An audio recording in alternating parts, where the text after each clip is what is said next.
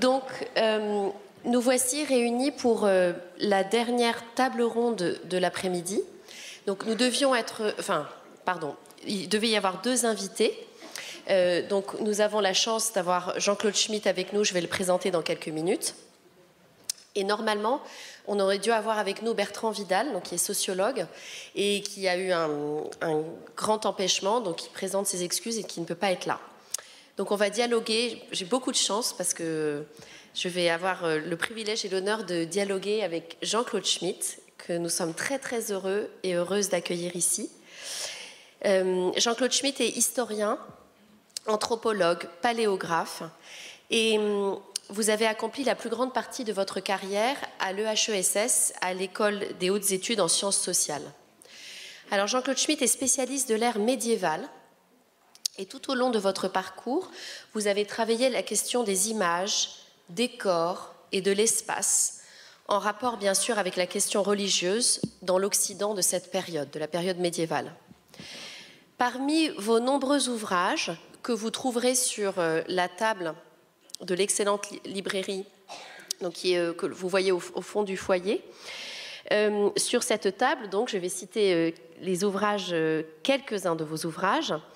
On peut en particulier penser à celui de 1994 qui s'intitule « Les revenants, les vivants et les morts dans la société médiévale », donc qui est paru chez Gallimard, ou encore celui de 2016 qui explore les rythmes au Moyen-Âge, celui de 2021 « Le cloître des ombres », et enfin votre toute dernière publication qui est sur la table de la librairie « Les images médiévales, la figure et le corps », paru aussi chez Gallimard. Et donc c'est un ouvrage dans lequel vous sondez les représentations, les images et les imaginaires médiévaux que vous faites entrer en résonance avec notre époque. Et jusqu'à présent, et c'est l'objet de cette table ronde, on a regardé donc depuis le début de cette journée, on s'est interrogé sur l'avenir, sur le sens de où va notre monde. Ici, on va s'intéresser à imaginer la fin du monde. Et donc, si nous vous avons convié, c'est précisément pour avoir votre regard d'historien sur la fin du monde et de comprendre, et là on va plonger un peu dans le Moyen-Âge, mais en tant qu'il entre aussi en résonance avec notre époque, pour mieux pénétrer les mentalités et comprendre comment autrefois on imaginait l'avenir. Et on va peut-être examiner ça avec une série de questions. D'abord, peut-être commencer par s'interroger sur le terme de futur et le terme d'avenir. Alors, Jean-Claude Schmitt, les temps sont sombres, on l'a redit au début des entretiens, enfin les entretiens se sont ouverts de cette manière-là, je ne vais pas vous l'apprendre, peut-être que vous aviez quelques images prévues à cet effet? Non, pas encore. Voilà, pas encore. Donc on a la guerre en Ukraine, au Proche-Orient, les migrants à la dérive sur des embarcadères de fortune, les effets du réchauffement climatique, etc. Beaucoup d'incertitudes pèsent sur notre avenir. Donc, ma première question pour vous, c'est la distinction que vous opérez dans vos écrits entre ce que nos ancêtres du Moyen-Âge entendaient par futura, donc le terme latin, et notre notion moderne de l'avenir, qui remonte plutôt au XVIe siècle. Est-ce que vous pourriez nous éclairer là-dessus? Alors, avant tout, je voudrais vous remercier de votre invitation. C'est un grand plaisir de vous rencontrer tous ici, et j'espère qu'il y aura des questions pour qu'il y ait un vrai dialogue. Et merci beaucoup, chers collègues, de bien vouloir animer ce débat. Et je regrette évidemment que nous soyons que 2, mais nous pourrons peut-être ainsi approfondir un certain nombre de questions. Alors, en effet, je fais une distinction entre les futurs, futura, donc un pluriel neutre en latin, et l'avenir, à partir d'une suggestion qu'avait faite Christophe Pomian, qui est un philosophe et un historien, qui a publié en 1984 un ouvrage intitulé « L'ordre du temps », où il s'interroge sur la transformation des conceptions du temps. C'est une vaste question qui occupe beaucoup aujourd'hui aussi, enfin les historiens, les philosophes, etc. On aura l'occasion le redire. Et il a un chapitre qui m'avait attiré au moment où j'ai lu pour la première fois ce livre, sur la découverte ou l'invention, je ne sais plus le terme exact qu'il utilise, l'invention ou la découverte de l'avenir entre Jean Bodin, c'est-à-dire un penseur, un philosophe, mais aussi économiste, dirait-on aujourd'hui, du début du XVIe siècle, et Fontenelle, au contraire, au XVIIIe siècle. Donc entre les deux, ça ne se fait pas du jour au lendemain, hein, les transformations des conceptions du temps, entre les deux, une découverte de l'avenir qui serait caractéristique de la modernité, en quelque sorte, et qui serait une critique des conceptions plus anciennes et des conceptions chrétiennes en premier lieu, qui serait résumée par ce terme médiéval, effectivement, les futura. Alors les futura, eh bien, c'est ce dont on va parler en fait maintenant, c'est-à-dire l'imagination d'un futur dont on ne connaît pas l'échéance, parce que c'est la fin des temps, c'est le jugement dernier, n'est-ce pas, le cycle, résurrection des morts, jugement dernier, parousie, retour du Christ sur terre. Voilà ce à quoi toute la culture chrétienne a cru pendant tout le Moyen-Âge, et naturellement, d'une certaine façon, continue de croire, ce qui n'empêche pas, n'est-ce pas? Mais en même temps, il y a une critique interne à l'intérieur de cette culture, et qui se fait jour sans doute à partir du XVIe siècle, qui se développe et qui va s'accrocher à un nouveau terme, qui est plutôt le terme avenir. Alors, quelle serait en deux mots la différence? Eh bien, dans les deux cas, on ne sait pas quelles sont les échéances. On parle aujourd'hui de fin du monde, mais personne ne peut dire quand et comment cette fin du monde aura lieu. La différence, c'est que pour les futura, on est renseigné non pas sur le temps, nul ne connaît l'heure, disent les Écritures, mais au moins sur la forme. Parce que cette forme, elle a été donnée dans une révélation qu'on appelle justement l'Apocalypse et qui dit comment ça se passera. Donc au Moyen-Âge, on n'a pas de doute sur le comment, mais on a une incertitude sur le quand. Aujourd'hui, on a une double incertitude et sur le comment et sur le quand. Merci beaucoup. Alors, je vais repartir de ce mot que vous avez employé, le terme d'apocalypse. On l'a entendu à plusieurs reprises aujourd'hui. Et c'est vrai que dans le sens courant, dans ce qu'on voit dans les médias, dans les images dont nous sommes en permanence abreuvés, on a une vision parfois catastrophiste de notre monde. Et on entend apocalypse comme au sens d'une catastrophe à venir ou qui est déjà là. Et je voudrais que vous interrogiez justement sur cette notion d'apocalypse, et peut-être qu'on pourrait déjà reprendre le mot et faire parler le mot et son étymologie. Donc, que signifie, première question, que signifie l'apocalypse ou apocalypse? Alors, je partirai d'abord de votre première remarque, c'est-à-dire, en effet, l'usage galvaudé, commun, disons, et faux étymologiquement, du mot apocalypse. Je vais d'ailleurs en donner quelques exemples. Vous voyez dans la presse, tout simplement, la Californie victime d'incendie apocalyptique. C'était en 2017. On pourrait en parler d'inondations plus récentes en France, sans doute où on retrouverait les mêmes termes. Ici, il faut que je me retourne dans l'autre sens, parce que voilà, la beauté de l'apocalypse. Vous voyez, on peut en faire même on peut esthétiser l'apocalypse en quelque sorte. Ici, alors ça, je vais en parler. C'est un livre dont on va reparler. Je ne montrerai pas. Bon, j'avais, il me semble, d'autres choses, en particulier sur le 11, voilà, ici Tchernobyl. Hein, alors l'apocalypse nucléaire, naturellement, ou encore, je ne sais pas, non, il me semble qu'il y a quelque part, il y a une image des tours de New York, n'est-ce pas, où là encore, la presse a beaucoup glosé, toujours en utilisant ce terme. Donc ce terme qui signifierait, disons dans notre langage commun, une catastrophe, avec si possible beaucoup de sang et beaucoup de destruction, et quelque chose qui n'est pas forcément la fin du monde, mais qui évoque dans sa violence et ses conséquences quelque chose qui pourrait se rapprocher de l'imagination qu'on aurait de la fin du monde.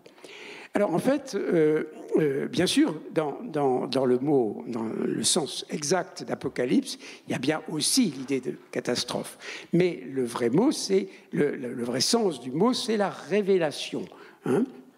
Donc on a apocalypto, c'est un mot grec, et ça veut dire c'est la révélation. Hein, la révélation, et en anglais, par exemple, on dit Revelation, quand on parle de l'Apocalypse de Jean, ce texte dont on va parler.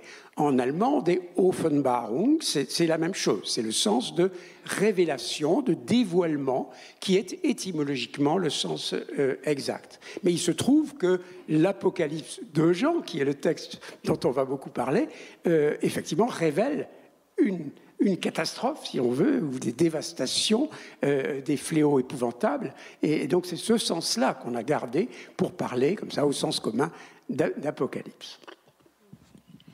Oui, à ce propos, merci beaucoup. Justement, je pense qu'on peut prendre un peu de temps, puisque nous avons la chance de vous avoir seul pour nous. On va prendre un peu de temps pour que vous nous présentiez cet Apocalypse de Jean, de Saint Jean, qui est à l'origine de notre usage plus tardif du terme. Est-ce que vous pouvez nous expliquer ce qu'est cet Apocalypse, ce qu'est ce livre, ce texte, qui en sont le ou les auteurs, et dans quelle tradition ce texte s'inscrit-il? Et peut-être que vous pouvez nous en parler dans un peu plus de détails. Alors, on a coutume de rattacher l'Apocalypse de Jean à l'ensemble de la tradition prophétique qui s'est inscrite dans la Bible, aussi bien la Bible judaïque que la Bible des chrétiens. Parce que ce texte, donc le plus célèbre peut-être, qui a donné son nom hein, à tout ce dont on vient de parler, ce texte n'est pas isolé. D'abord, il s'inspire et il cite même un certain nombre de textes beaucoup plus anciens qui sont ceux des prophètes de ce que les chrétiens appellent l'Ancien Testament, c'est-à-dire la Bible hébraïque. Et d'autre part, même dans les écritures du Nouveau Testament, il y a d'autres textes qui sont très importants aussi et qui ont eux aussi un contenu apocalyptique, au sens de la révélation de la fin des temps. C'est notamment l'évangile de Matthieu, mais on trouve aussi chez Luc et chez Marc des éléments apocalyptiques, mais c'est surtout Matthieu 25, et puis ce sont les épîtres, et notamment les 2 épîtres aux Thessaloniciens de saint Paul, qui ont de longs développements concernant l'Apocalypse et qui sont à prendre en même temps, si vous voulez, et qui ont été pris en même temps que l'Apocalypse de Jean dans les commentaires. Hein. Il faut toujours penser que quand on a un texte biblique, ce texte n'est pas isolé, il est toujours commenté. Il a été commenté très tôt et on ne peut le lire aussi qu'à travers les commentaires qui en ont été donnés. Alors enfin, l'Apocalypse de Jean. Alors c'est un texte qui aurait très bien pu disparaître et ne pas être récupéré par la tradition chrétienne et la tradition de l'Église, mais très tôt, il a été attribué à l'évangéliste Jean, hein, le 4e évangéliste. Et cela lui a donné une aura, une dignité considérable qui faisait que, et une autorité considérable, qui faisait qu'il n'était plus question de le considérer comme un texte apocryphe, comme bien d'autres textes apocalyptiques que l'Église a rejetés. C'est en 633 qu'un concile, le concile de Tolède, a déclaré officiellement que ce texte faisait partie des écritures officielles, si vous voulez, qui faisaient autorité. Les écritures, c'est-à-dire 22 livres. 22 livres en tenant compte pour l'Église de tous les livres de l'Ancien Testament autorisés, qui n'ont pas été rejetés, et tous les livres du Nouveau Testament, donc les évangiles, les épîtres et l'Apocalypse, qui est le dernier d'entre eux. Et cet Apocalypse contient 22 chapitres. Et ce chiffre 22, comme d'autres chiffres, a une forte valeur symbolique et conforte en quelque sorte, là encore, l'autorité du texte. Alors ce texte, il est anonyme, en fait, et on ne sait pas réellement, pour les chercheurs aujourd'hui, on ne sait pas qui l'a écrit ou qui. Vraisemblablement, il y a même plusieurs auteurs. Et c'est le résultat d'une sorte d'arrangement, d'un patchwork, si vous voulez, de plusieurs textes. Et cela se sent assez bien quand vous voulez le lire, du début à la fin, et vous vous rendez compte qu'il est difficile de suivre un fil continu, même si ça va effectivement vers la fin des temps dans le dernier chapitre. Alors c'est un texte donc très étrange, très onirique, un texte très visuel. C'est pourquoi je montrerai un certain nombre d'images, parce que quand on le livre, tout de suite, on imagine soi-même ce qui va se passer, ou ce qui est raconté, si vous voulez. Alors, c'est très difficile à résumer, mais je le raconte, ce qu'on ne peut pas faire en réalité, je le raconte très rapidement. Il y a d'abord Saint Jean, qui est exilé sur une île, l'île de Patmos, une île grecque.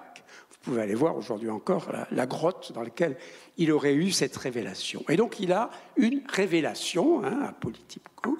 Il reçoit de l'ange l'ordre d'envoyer aux 7 églises d'Asie, c'est-à-dire d'Asie mineure, Éphèse, Philadelphie, etc., le récit de la vision qu'il va avoir et qu'il commence à avoir.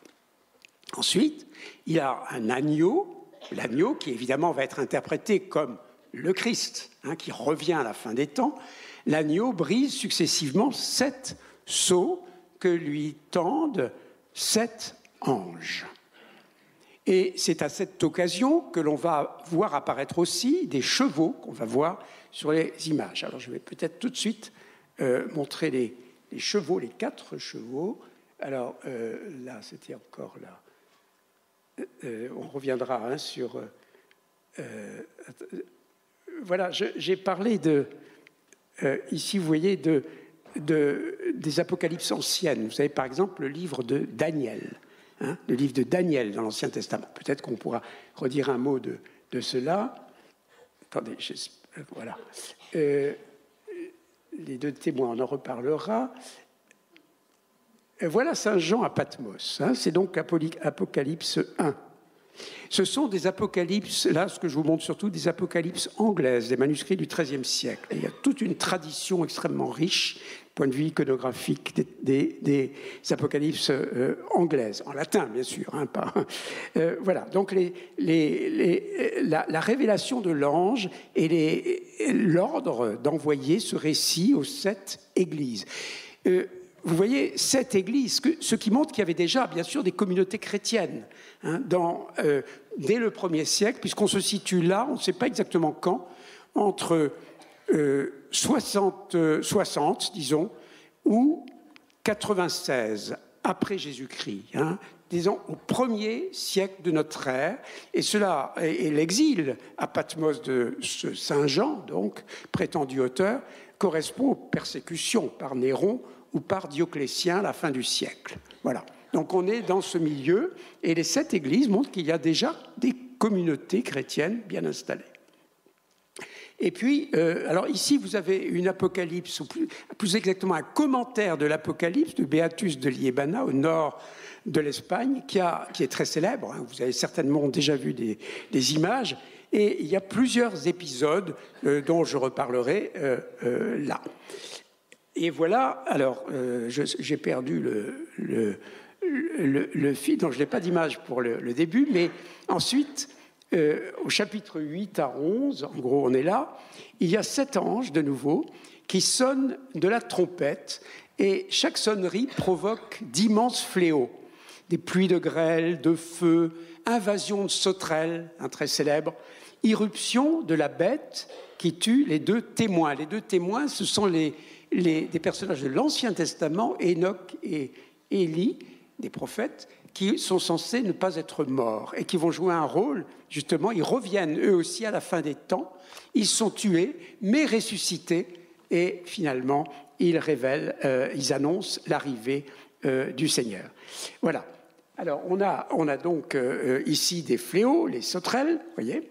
Ensuite, il y a au chapitre 12 la femme qui apparaît, la femme qui accouche.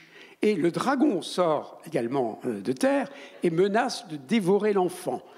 Mais le dragon est vaincu. Alors, cette femme, évidemment, elle va jouer un rôle essentiel dans les commentaires, puisqu'on va y voir la Vierge Marie qui enfante du Seigneur, de l'enfant Jésus. Au chapitre 13, la bête surgit de la mer. Alors, les voilà. Il y a 2 bêtes dans l'Apocalypse. La bête qui surgit de la mer, avec 7 têtes et 10 cornes, puis la bête qui surgit de la terre et qui porte le chiffre de l'homme, qui est 666.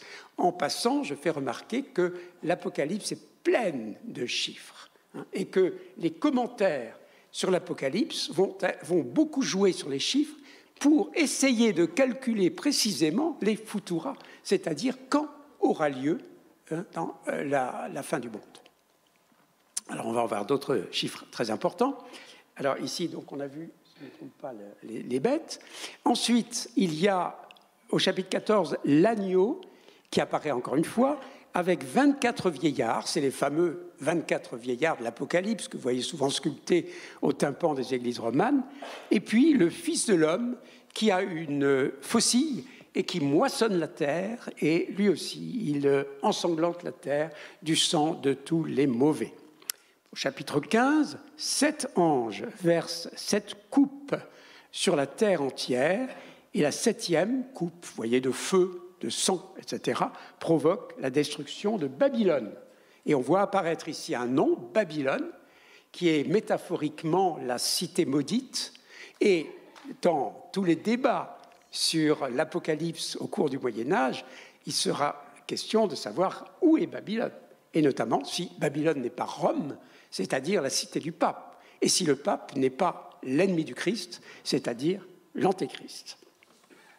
Antéchrist dont le nom n'apparaît pas dans l'Apocalypse, mais dans d'autres textes. Chapitre 15, 7 anges versent 7 coupes, je l'ai dit. Chapitre 17 à 18, la prostituée de Babylone se ressaisit, elle arrive assise sur la bête, la voici, c'est bien elle, sur la bête à 7 têtes, mais elle est vaincue, et avec elle tous les rois dépravés. Donc ici, il y a un sens politique qui apparaît. Ce sont ces royaumes qu'on peut dire contemporains et dont on va dire qu'ils sont maudits, et aussi qu'ils sont les ennemis, les alliés de la prostituée de Babylone. Et donc, notamment entre l'empereur et le pape, on va se renvoyer la balle, on va voir qui est la prostituée de Babylone. Au chapitre 19, il y a un premier combat eschatologique avec les 24 vieillards et les 4 vivants. Alors les 4 vivants, c'est une réminiscence d'Ézéchiel, prophète de l'Ancien Testament, et naturellement les chrétiens ont identifié les 24 vieillards comme étant les évangélistes. Ils célèbrent les noces de l'agneau, les noces mystiques de l'agneau. Le juge, à ce moment-là, apparaît, et ça c'est le Seigneur, c'est la parousie qui commence, une épée dans la bouche, c'est le glaive de la justice. Il monte un cheval blanc et précipite la bête et le faux prophète dans le lac de feu et de soufre. Puis il y a, chapitre 20, un deuxième combat eschatologique, un ange enferme le dragon, je crois que j'ai une image, voilà, un ange enferme le dragon Satan pour 1000 ans, et ça c'est 1000 ans de paix, 1000 ans qui échappent à l'emprise du dragon et de Satan. C'est les 1000 ans, le millénium, les 1000 ans de paix du Christ. Et pendant tout le Moyen-Âge, n'est-ce pas, on s'est demandé ce qu'allait être ce millénium, et si c'était à compter vraiment en 1000 ans, ou si c'était un chiffre symbolique. Et là, on va en parler, je pense, parce que c'est vraiment très important, c'est savoir quelle interprétation donner à tout ça. Est-ce que c'est une interprétation réaliste? Est-ce qu'il faut compter réellement 1000 ans? Ou est-ce que c'est une interprétation symbolique? Et c'est cette solution-là qui a été promue par l'Église, par toute la tradition exégétique, à commencer par saint Augustin, qui est véritablement le fondateur de cette interprétation eschatologique, symbolique des textes prophétiques, comme au premier chef l'Apocalypse. Alors c'est là donc que ces armées épouvantables de Gog et Magog se déchaînent, mais qu'elles vont être vaincues. Alors là aussi, on a vu au cours de l'histoire qui sont ces armées de Gog et Magog. Et quand arrive l'invasion arabe, n'est-ce pas, au début du 8e siècle, naturellement, dans la péninsule hispanique, c'est là qu'on a vu Gog et Magog. D'où le commentaire de Beatus de Liébana du 8e siècle dont je vous ai parlé. Alors, ces armées sont vaincues, mais les morts ensuite ressuscitent, c'est la résurrection des morts, comparaissent devant le juge suprême, c'est le jugement dernier. Et donc, les derniers chapitres, 21 et 22, Jean contemple à ce moment-là la Jérusalem céleste qui tombe du ciel, qui vient du ciel, et il reçoit de l'ange l'assurance que tout cela va se réaliser très bientôt. Et donc, il y a une imminence, si vous voulez, de la réalisation de cette prophétie qui va évidemment obséder les chrétiens pendant plus de 2000 ans, et surtout de savoir qu'est-ce que ça veut dire très bientôt. Est-ce que c'est demain ou est-ce que c'est à prendre au sens symbolique? C'est-à-dire que non, ça ne vaut pas la peine de se presser, on a encore le temps. Hein. Merci de nous avoir exposé un texte qui est effectivement extrêmement complexe. Et juste avant qu'on passe à une autre forme d'apocalypse, est-ce que vous pouvez nous en dire un tout petit peu plus en quelques mots sur les chiffres, revenir sur ces chiffres, revenir peut-être sur le bestiaire de l'Apocalypse, parce que c'est très important aussi, ça nourrit beaucoup les imaginaires, les images, la sculpture médiévale. Alors, en effet, ce sont deux éléments très importants dans toute cette narration que j'ai scandaleusement simplifiée. Hein. Vraiment, je vous incite à lire ou à relire l'Apocalypse. C'est très difficile même de s'en souvenir, tellement c'est complexe. C'est absolument surréaliste, d'une certaine façon. Alors, mais il y a deux éléments qui frappent tout de suite quand on lit, c'est l'abondance des chiffres et l'abondance du bestiaire. Les chiffres, ce sont bien sûr des chiffres à prendre symboliquement, n'est-ce pas, mais vous avez remarqué, dans mon propre petit récit, par exemple, 7, les 7 anges. Voilà. Il y a 10 également, les 10 cornes de la bête à 7 têtes. Il y a ce chiffre de l'homme qui est 666, qui est un chiffre maudit. Et puis il y a, et là je ne l'ai pas dit parce que c'est plutôt dans d'autres textes, ce chiffre de 1260 jours. Et les commentateurs, et en particulier au début, à la fin du XIIe siècle, début du XIIIe siècle, un des commentateurs de l'Apocalypse les plus célèbres, qui est Joachim de Flore, un ermite calabré qui a fini sa vie dans l'ordre cistercien, et qui a beaucoup travaillé, spéculé sur tous ces chiffres, rassemblé tous les chiffres un peu comme un mathématicien, pour essayer de calculer, même s'il sera attaché à la tradition symbolique de saint Augustin, mais il est arrivé à dire, oui, 1260, c'est peut-être une date. Lui, il est mort en 1204. Donc, il n'était pas en danger. Mais les contemporains, eux, se sont retrouvés face à ce chiffre. Ils ont attendu. Est-ce que par hasard, ce ne serait pas l'année 1260 ? Et c'est en effet, à ce moment-là, pour différentes raisons, il y a dans l'ordre franciscain qui a été créé par saint François au début du XIIIe siècle, une tendance qu'on appelle les spirituels, qui sont ce qu'on dirait aujourd'hui fondamentalistes, et qui veulent imposer à l'Église une pauvreté absolue. Évidemment, l'Église ne cherche pas du tout, n'est pas du tout dans cette voie-là. Et donc, ils sont combattus comme hérétiques, et plusieurs d'entre eux sont même exécutés, brûlés, pour avoir soutenu que cette date signifiait en fait la fin de l'Église et la fin de la papauté. Et donc, c'était très grave. Et alors, il y a des choses assez extraordinaires. J'ai travaillé en Italie, à Vercelli, sur des manuscrits du dossier, justement, de condamnation de certains de ces hérétiques au début du XIVe siècle encore. et derrière, les chanoines de Vercelli, qui étaient les juges, utilisaient justement les textes et les schémas aussi de Joachim Flore, mais sur le parchemin derrière, on disait 1260 est passé, et vous avez bien vu, il n'y a pas eu la fin du monde. Donc eux, évidemment, ils sont dans la logique augustinienne d'une interprétation symbolique, et surtout, ils n'adhèrent pas à la croyance spirituelle, des spirituels, qui condamnent en fait Rome, la Rome pontificale, comme étant la prostituée de Babylone.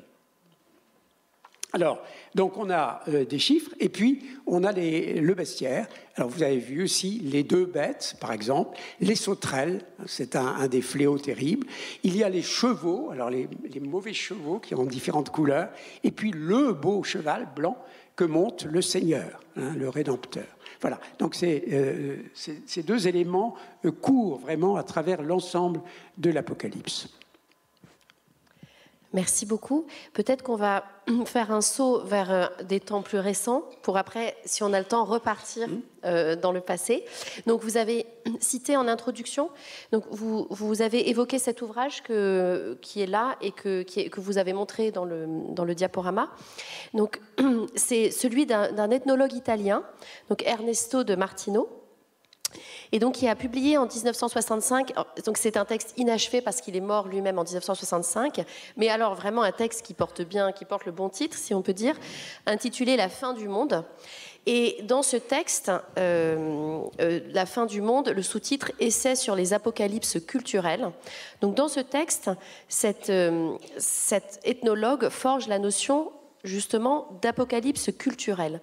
Est-ce que vous pourriez nous expliquer en quelques mots cette notion, peut-être en nous éclairant aussi sur le présentisme qui caractérise notre époque? Enfin, je ne sais pas si vous voulez dire en quelques mots, mais déjà nous expliquer un peu ce que c'est que l'apocalypse culturelle. Oui, alors on va en effet distinguer ces deux notions qui ont une certaine résonance aujourd'hui dans les recherches anthropologiques, historiques, etc. Donc le concept d'apocalypse culturelle qui a été proposé par ce très grand anthropologue italien mort en 1965 et qui a laissé un manuscrit inachevé. Et ce texte a été d'abord édité en italien, et complété plus ou moins par Clara Gallini, qui était une anthropologue, elle aussi, aujourd'hui décédée, et puis qui a été repris par un certain nombre de collègues plus récemment en France, et qui a donné finalement la meilleure version de ce livre très important.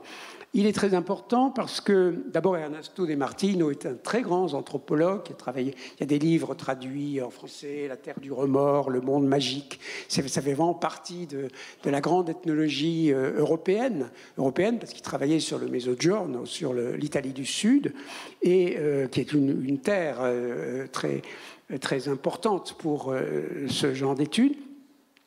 Et ce qui l'intéressait, c'était d'essayer de trouver à travers toutes les cultures, d'essayer de définir les manières, en effet, de concevoir le futur ou l'avenir.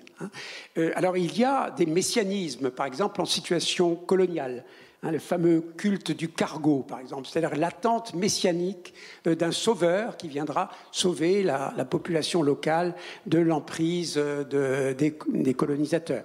Il y a dans l'Italie du Sud ce que les anthropologues, souvent marxistes d'ailleurs dans leur inspiration, Lanternari par exemple, ont appelé les classes subalternes, des formes là encore de messianisme qui se mêlent à la lutte des classes, si vous voulez. Et puis il y a ce que Ernesto de Martino appelle des messianismes sans eschatone, c'est-à-dire sans dimension eschatologique et religieuse. Et c'est par exemple, enfin il y en a deux, si vous voulez, c'est le marxisme. Pour lui, c'est le marxisme qui lui aussi a une vision de l'avenir, n'est-ce pas, de la victoire de la classe ouvrière et de la naissance d'une société sans classe. Bon, c'est donc un messianisme sans eschatone. Et puis, surtout, du point de vue libéral, la notion de progrès. Hein. La notion de progrès qui soutient toute l'évolution économique, sociale, démographique du XIXe siècle et encore d'une partie du XXe siècle. Et c'est cette notion de progrès, de progressisme, qui est mise en cause ensuite, et notamment par un certain nombre de philosophes comme Reinhard Koselleck en Allemagne, mais aussi en France par un historien qui est François Hartog, et qui a proposé, pas tout seul, mais enfin avec d'autres, cette notion de présentisme pour caractériser notre situation aujourd'hui face à l'avenir. Comme je disais au début, on ne sait pas quand et on ne sait pas comment. Et du coup, même, alors qu'il y avait bien une idéologie du progrès qui donnait une certaine idée disons, du monde rêvé à venir, n'est-ce pas ? Un progrès, vous voyez, qui a été pensé en termes libéraux par exemple par Francis Fukuyama, qui voyait il n'y a pas très longtemps, mais ça fait rire aujourd'hui, qui voyait dans le triomphe du libéralisme économique, etc., à l'américaine, en somme, le rêve de l'humanité, hein, tout près de se réaliser. Bon, évidemment, on a l'impression qu'on en est quand même assez loin. Et donc, la réaction, c'est au contraire, tout avenir est bouché. C'est-à-dire qu'on ne sait même plus ce que sera demain. Et donc, on vit dans un temps à courte vue qui est le présentisme. C'est-à-dire qu'on se refuse à voir plus loin que le bout de son nez, si j'ose dire. Alors aujourd'hui, ça prend une résonance particulière en raison de la crise climatique, de toutes les angoisses écologiques, etc. Parce que, malgré tout, on ne peut pas se désintéresser, évidemment, de ce qui pourrait arriver bientôt, sachant que cette crise-là, si profonde, et qui est certainement le visage le plus fort de notre apocalyptique aujourd'hui, hein, la crise écologique, la crise climatique, surtout on a pris conscience depuis quelques années que c'était les hommes eux-mêmes qui en étaient responsables et qu'on était entré dans une nouvelle ère géologique, en quelque sorte, qui est l'anthropocène, où ce ne sont plus les forces de la nature qui commandent l'évolution, mais où c'est l'homme lui-même qui est responsable de cette destruction de son propre milieu de vie. Eh bien, je pense qu'on le fera peut-être à la fin des questions, mais je pense qu'on avait prévu de dire un ou deux mots sur la prophétie, mais le thème a été abordé et c'est peut-être bien d'avoir un temps d'échange avec la salle. Donc on va privilégier le temps d'échange avec la salle. S'il nous reste une minute, on pourra peut-être dire un petit mot de Julienne de Norwich, mais c'est pas sûr. Donc on va ouvrir les... Merci beaucoup pour tout ce que vous nous avez exposé et expliqué. Et maintenant, on va répondre aux questions.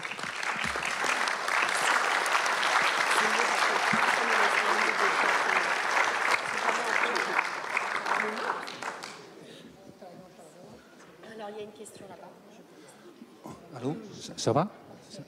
Ça passe? OK. Très bien. Bon, je vous remercie beaucoup pour cette intervention. C'est très riche, très intéressant. Personnellement, j'ai appris beaucoup. Bon. Ouais. Allô?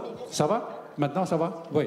OK. Je dis que, premièrement, je vous remercie beaucoup parce que personnellement, j'ai appris beaucoup. C'est très, très riche, hein, très, très intéressant, très riche. Voilà.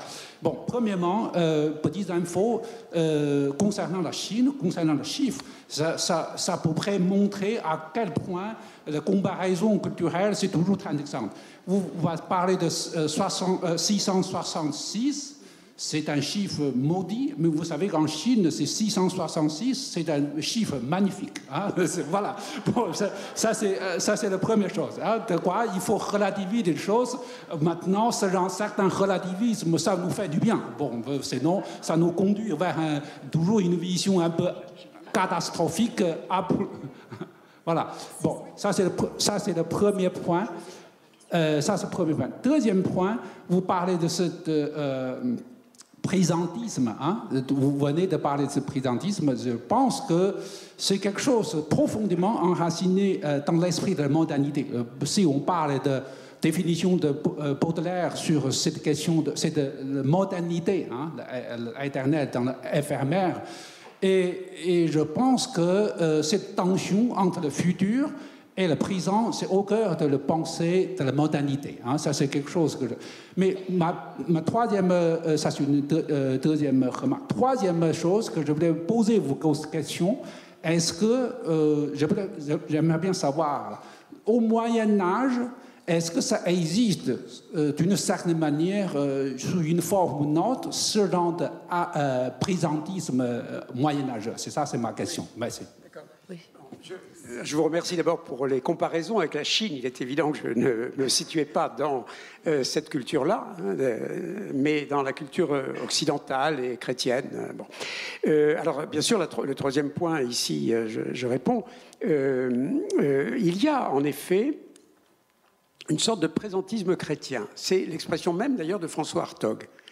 C'est-à-dire que François Hartog, si je peux dire en deux mots un petit peu sa théorie, de ce qu'il appelle les régimes d'historicité, donc le progressisme, le présentisme, et puis aujourd'hui ce problème de l'anthropocène. Dans son dernier livre, qui s'appelle Chronos, il part de trois termes grecs, puisqu'il lui-même était en fait helléniste au départ, trois termes grecs qui sont pour désigner le temps: chronos, kairos et krisis. Chronos, c'est le temps qui passe. Kairos, c'est le moment opportun pour entamer une action, prendre une décision. Et krisis, c'est l'instant décisif. Et il montre que le christianisme a repris, sinon ces termes, bon, peut-être dans le christianisme grec, hein, mais c'est encore à prouver, mais en latin certainement pas, mais évidemment. Mais en tout cas, l'idée, en combinant kairos et krisis, pour phagocyter en quelque sorte le temps qui passe. Hein. C'est-à-dire que tout ce temps qui passe vient, et n'est pas arrêté, mais vient se condenser, si vous voulez, dans ce moment final qui est le jugement dernier, qui est donc crisis, hein, la fin du monde. Voilà. Alors, voilà à peu près. Ce qui fait que le monde, le temps, hein, pour lui en tout cas, le temps est d'une certaine façon arrêté. C'est-à-dire que l'écoulement du temps, la chronologie, etc., perd une partie de sa nécessité, en quelque sorte, dans les conceptions chrétiennes du temps. Alors, je suis en partie d'accord et en partie pas, parce que je suis très sensible à tout ce qui est, au contraire, la dynamique du temps. Et il y a une pensée de l'histoire, hein, qui est très importante au Moyen-Âge. Et puis, il y a des pratiques du temps au XIIIe siècle, XIVe siècle, avec le commerce, avec le développement des villes, etc., qui modifient quelque peu cette vision irénique, comme ça, d'un temps chrétien qui serait un peu atemporel, d'une certaine façon. Merci beaucoup pour votre réponse. Il y avait une question par là ? Oui. Oui. Les textes bibliques sont... Je pose juste deux choses et je pose ma toute petite question. Les textes bibliques sont écrits pour une lecture personnelle. Et comme vous l'avez dit, dans l'Ancien Testament, dans le Nouveau Testament, ils se font écho, ils sont des prolongements. Preuve en est, vous avez parlé, on ne connaît ni l'heure ni le jour. Hein, dans l'Évangile, c'est les vierges folles, les vierges sages. On ne connaît ni l'heure ni le jour. Et vous dites bien que l'Apocalypse, c'est très bientôt. Donc, est-ce que ça ne nous renvoie pas à une question personnelle, tout simplement, sans se casser la tête, si je puis dire? Toute lecture biblique est une lecture personnelle. Bien, alors je vous réponds en historien. Bien sûr, tout le monde est libre, et c'est très bien d'ailleurs de lire la Bible, ce qui est un livre absolument passionnant, indépendamment de toute option, de croyance, de religion, etc. Je vous recommande donc beaucoup de lire la Bible à titre personnel. N'empêche que je suis historien, c'est-à-dire que pour moi c'est aussi une pratique sociale. Hein, et c'est un livre qui a mobilisé les foules. Et qui a également mobilisé les autorités. C'est-à-dire qu'il y a un sens politique de la Bible qui a été toujours donné par les différents pouvoirs, qu'il s'agisse de l'empereur, du pape, des rois, des princes, etc. Et c'est ça, naturellement aussi, qui produit dans l'histoire et qui donne à l'Apocalypse une force historique, hein, un outil historique extrêmement, et de changement extrêmement puissant. Alors, ce qui s'est produit sur le thème, n'est-ce pas, c'est pour demain, c'est imminent. Il y a effectivement cette attente, là on n'a pas le temps d'en parler, il nous faudrait des heures de débat, mais cette attente de la fin du monde. Et donc, avant de tout ce kéros, hein, comme dit Hartog, c'est-à-dire tout ce qui se prépare avant le moment final, notamment ce millénium, et puis ce personnage qui retient l'Antéchrist pendant un certain temps, celui qui retient, c'est la deuxième épître aux Thessaloniciens qui le nomme, hein, au katékon, en grec dans la Septante. Et celui qui retient, les commentateurs se sont toujours demandé qui c'était, celui qui retient, hein, et qui va donc ainsi favoriser la victoire finale du Christ. Alors, est-ce que ce n'est pas par hasard l'empereur, hein? Mais le pape dit non, c'est pas l'empereur c'est l'antéchrist, c'est moi le pape. Hein, vous voyez, et donc on se renvoie la balle. C'est pour vous dire qu'au-delà des lectures personnelles parfaitement légitimes, évidemment, et même recommandables, il y a des lectures collectives et historiques et qui font que cet apocalypse a joué un rôle réel dans la dynamique des sociétés. On a le temps pour... Est-ce qu'il y a encore une autre question? Une question? Oui. Rapide question. Vous avez parlé donc de l'Apocalypse et je vous remercie de m'avoir remis en tête un certain nombre de choses. Je suis un peu un vieux monsieur, donc dans les années 60, on pensait que la guerre atomique allait quand même nous amener à la fin du monde, ça n'a pas été le cas. Mais il me semble avoir lu sous la plume d'un historien américain qu'une communauté aux alentours du 2e ou 3e siècle n'avait rien trouvé de mieux pour arriver à la fin du monde que de ne plus faire d'enfants. Est-ce qu'il y a des choses qui, à travers l'histoire, dans les textes que vous avez pu trouver, qui pourraient conduire à une fin du monde de ce type ou d'un autre type en dehors de l'Apocalypse? Vous savez, tous les clercs et les moines se sont abstenus de faire des enfants. Et effectivement, parce que en principe. Officiellement. Voilà. Mais oui, parce qu'on se prépare, en effet, enfin, il faut se purifier, bien sûr, d'abord, et puis se préparer soi-même dans son âme. Ça en rejoint ici la lecture personnelle. Et puis, bien sûr, aussi amener l'humanité vers un état de pureté absolue qui lui donne, enfin, avant d'être face à face avec le Seigneur au moment de la parousie, puisque le Christ va revenir sur terre, hein, c'est quand même ça. Voilà, alors, cette secte, oui, il y a eu beaucoup de sectes dans ce moment-là, hein, beaucoup d'hérésies qui ont été combattues par saint Augustin en particulier, et ce genre de pratique, en effet, a été répandu, je ne sais pas en quelle proportion, mais en tout cas est présent, hein, de même l'idée de se châtrer pour justement ne pas connaître les tentations, etc. C'est des choses qu'on retrouve dans les premiers siècles. Eh bien, il est temps de vraiment vous remercier. Jean-Claude Schmitt m'a dit de vous dire qu'il serait présent dans le foyer après notre échange et il va y avoir place à la poésie dans quelques secondes. Donc un grand merci, un immense merci à vous pour ces images, pour montrer que l'historien, c'est aussi un raconteur d'histoire, un peu sérieux, mais c'est un conteur. Donc vraiment, infiniment merci.